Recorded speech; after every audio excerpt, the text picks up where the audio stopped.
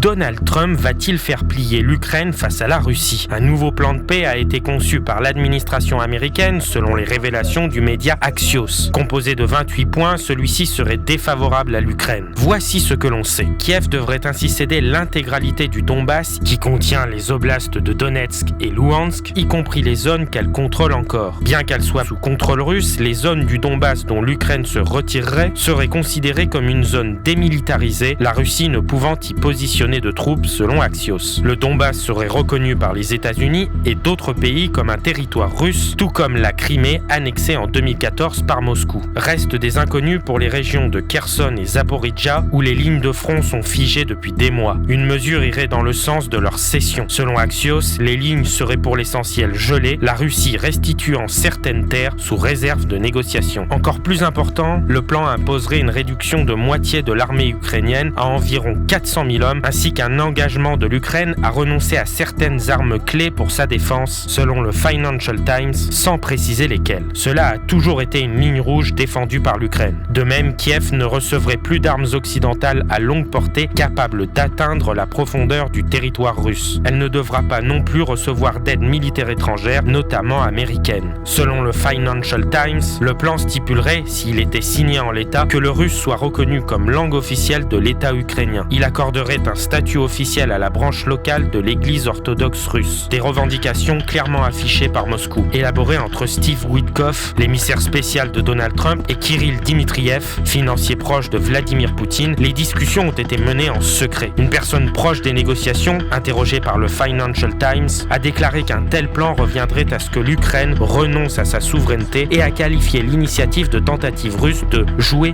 avec l'administration Trump, désireuse de montrer des progrès. Pendant des mois, l'administration Trump a rejeté ces exigences russes. Or, elle semble désormais y céder. Ce plan n'est ni plus ni moins qu'une capitulation de l'Ukraine face à un ennemi qui ne l'a pas vaincu sur le champ de bataille. Une telle proposition de paix met ainsi Volodymyr Zelensky sous pression. Le président ukrainien est en effet déjà en difficulté à cause d'un scandale de corruption qui implique un de ses proches.